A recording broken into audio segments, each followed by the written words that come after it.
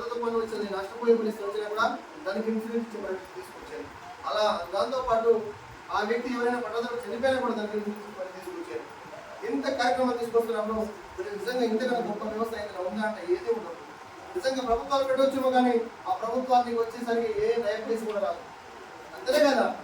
అందుకబట్టి ఈ యొక్క వ్యవస్థ చాలా పటిష్టమైన వ్యవస్థ, గొప్ప వ్యవస్థ. కాబట్టి దేశ ప్రతి సభ్యులు కూడా సద్వినియోగం చేసుకోవాల్సిందిగా మనం చేస్తూ, దాంతో భాగంగా దీనికి ఉన్నటువంటి విషయాలు చెప్తూ, దీనికి కూడా విషయాలు నేర్చుకుంటూ ఈ 10 మందికి మనం చేరవేస్తూ మనం లబ్ధి పొందడమే కాకుండా 10 మంది లబ్ధి పొందే చేయాలి మనమంతా కూడా. దాంతోపాటు నిజంగా ఆదివాసీ ట్రస్ట్ తీసుకొచ్చి మీకు లబ్ధి పొందడంతో పాటు మీకు నైటీ స్కూల్ తీసుకొచ్చాను, వాళ్ళకి వ్యవస్థ తీసుకొచ్చాను, 2 సొసైటీ తీసుకొచ్చాను, ఫ్రీ మీరు ఎవరికి ఆపరేషన్ కావాలంటే కూడా ఫ్రీ ఆపరేషన్ తీసుకొచ్చాను, ఎనీ ఆపరేషన్.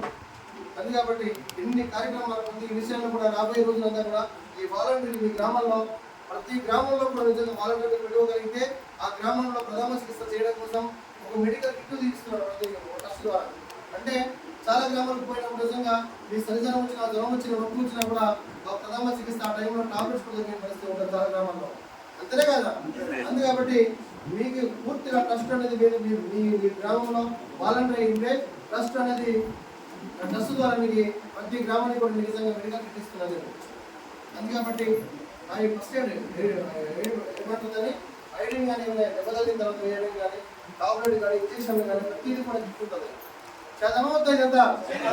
ఇంత పెద్ద కార్యక్రమం, చాలా పెద్ద కార్యక్రమం అది. ఎందుకంటే మెడికల్ క్యాంప్ పెడతాం ప్రతి గ్రామంలో కూడా. అంటే పెద్ద గ్రామాల మెడికల్ క్యాంప్ గవర్నమెంట్ డాక్టర్స్ వచ్చి తీసుకొచ్చి పెట్టిస్తాను.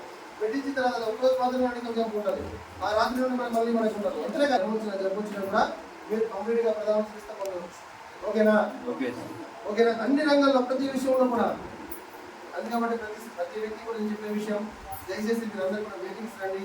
మీటింగ్స్ వచ్చి మీరు ఇక్కడ జీతాలు పొందే పరిస్థితి. దాంతోపాటు సొసైటీలో ఎవరైతే ఉంటారో, సొసైటీకి ఎవరైతే ఇక్కడ ఇచ్చుకుంటారో, మీరు సొసైటీ అంటే రైతులకు సంబంధించిన విషయం, వ్యవసాయానికి సంబంధించిన విషయం, ఇదన్నీ కూడా మీరు లబ్ధి పొందాలనుకున్నప్పుడు మీ Aadhaar card, ration card, bank account, మీ ఒక పట్ట జిరాక్స్ ఇవన్నీ కూడా మీరు ఇవ్వాలి.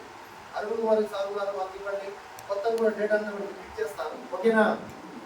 అలాగే బలవంతం లేదు, మీకు ఇష్టమైతే తెచ్చుకోండి, లేకపోతే బలవంతం అవ్వలేదు. ఎందుకంటే మీరు మార్కెట్లో బయటకి ఇచ్చేసి ఆహార వ్యవస్థకి ఇచ్చేస్తే ఒకవేళ ఆ వ్యక్తి మీరు మోసపోయే పరిస్థితి కాకూడదని ఆలోచన. కాబట్టి మీరు ఇక్కడే ఇవ్వాలని రూల్ లేదు, బయటకి ఇచ్చుకున్నా కూడా మోసపోతుందని అనుకున్నాను. ఓకేనా? ఇక్కడ ఇస్తే మాత్రం అన్ని బెనిఫిట్స్ ఉంటాయి.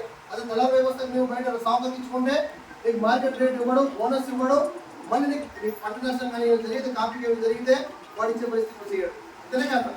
ఇక్కడ అన్ని విధాలుగా ఇక్కడ లబ్ధి పొందే పరిస్థితి ఉంటుంది. కాబట్టి దయచేసి మీరందరూ కూడా ప్రతి సభ్యుడు కూడా రైతులం కాబట్టి మనమంతా కూడా మనం పండించిన పంట ఎవరికో దళాల వ్యవస్థకు పంట చెప్పకుండా మనది మనమే అమ్ముకుందాం, మనమే అమ్ముకుందాం, మనమే ఏ కష్టం వచ్చినా చూసుకుందాం. అందుకబట్టి మీరు ఈ సొసైటీ ద్వారా ఇచ్చుకున్న ప్రతి సభ్యుడు కూడా Aadhaar card, ration card, bank account, ఫోటోలు, ఈ పట్ట జిరాక్స్, పట్ట జిరాక్స్ రెవెన్యూ పండించినా పర్వాలేదు, ఆర్ఎఫ్ ఇచ్చినా పర్వాలేదు, అది కూడా లేకపోయినా కూడా పర్వాలేదు. ఓకేనా? మీరే కాకుండా ప్రతి వ్యక్తి సబ్మిట్ తీసుకోవాలి. మరి కంపల్సరీ సబ్మిట్ తీసుకోవాలి. ఎందుకంటే మీకు ఇన్సూరెన్స్ క్లెయిమ్ చేయాలనుకుంటే సబ్మిట్ కలిగి ఉండాలి. ఓకేనా? మీరే కాకుండా మీ గ్రామంలో ఏమైనా ఉన్నా కూడా పాల్గొనించుకోవచ్చు.